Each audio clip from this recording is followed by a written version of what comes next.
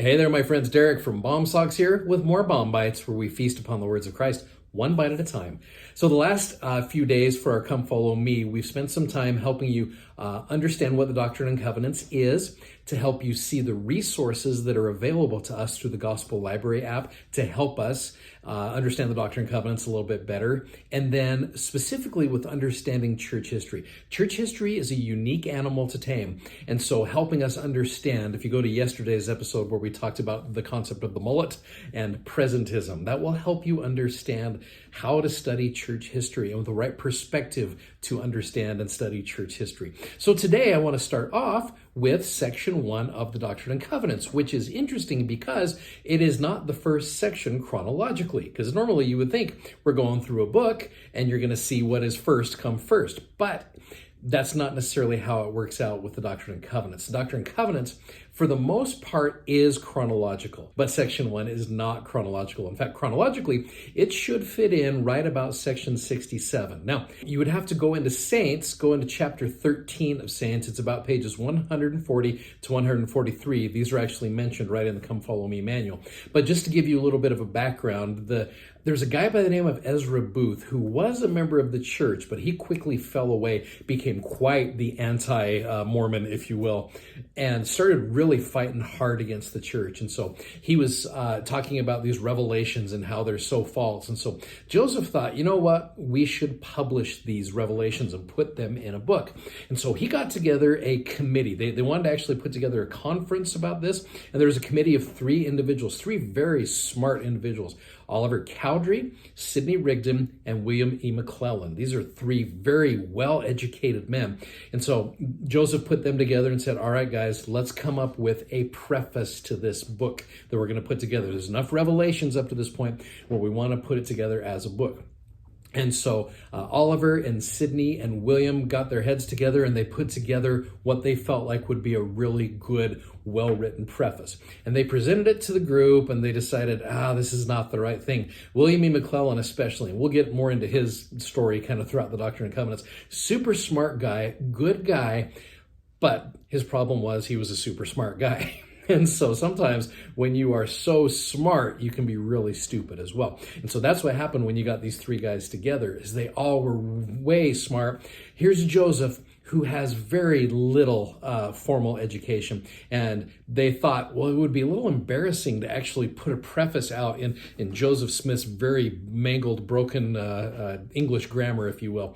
And so they read this preface to the group and they decided, this is not the right thing to do. And so they decided, you know what, it is best to go to the Lord. And as Joseph received this revelation, you receive section 1 of the Doctrine and Covenants. You almost need to ask yourself what the purpose of a preface is to a book. Well, a preface is an introduction to a book. It's typically written by its author, which in this case it certainly is, stating its subject, its scope, or its aims.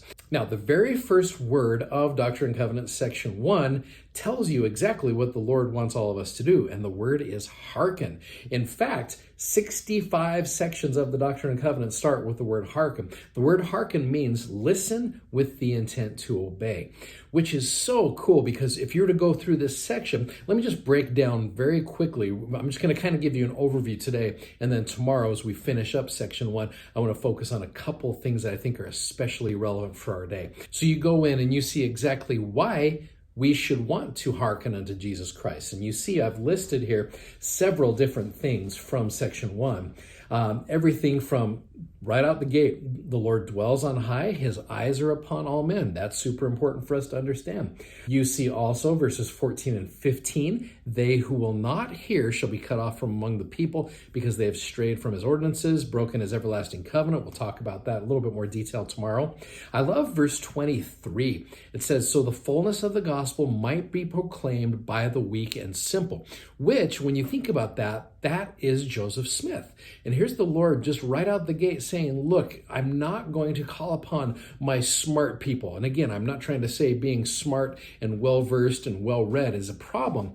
But your service, I really believe, will be much more important than your scholarship when it comes right down to it. You can know a whole bunch of stuff, but the bottom line is the gospel is going to be proclaimed by the weak and the simple. It's why the Lord sends out, 18, 19-year-old boys. When you think about this, When you're an 18-year-old going on a mission, you're 6 years out of primary. Okay, when you really wrap your head around that, all of a sudden you're just like, holy cow. 6 years ago, I was singing Popcorn Popping on the Apricot Tree. Now, all of a sudden, you're out in some foreign country sharing the gospel of Jesus Christ to all nations. That shows you how the Lord feels about the weak and the simple, how he's going to send you before kings and rulers of the earth with the gospel of Jesus Christ. Back to this particular list here, so that we might come to an understanding, so we can know our mistakes, so we can be instructed, and we can have a chance to repent. The last one there, so we can be humbled, made strong, and blessed from on high, and receive knowledge. In fact, you can just pause on this if you'd like and really see what we really need to hearken to and what's the best thing for each of us to hearken to, which I think is so interesting that here the first word is hearken. You see why President Russell M. Nelson, ever since he became president of the church, has been so focused on the idea of hearkening and hearing him, helping us understand what it's like to hear the voice of the Lord, because the Lord wants us to hearken to him, and it is therefore extremely important for us to learn how to listen to him.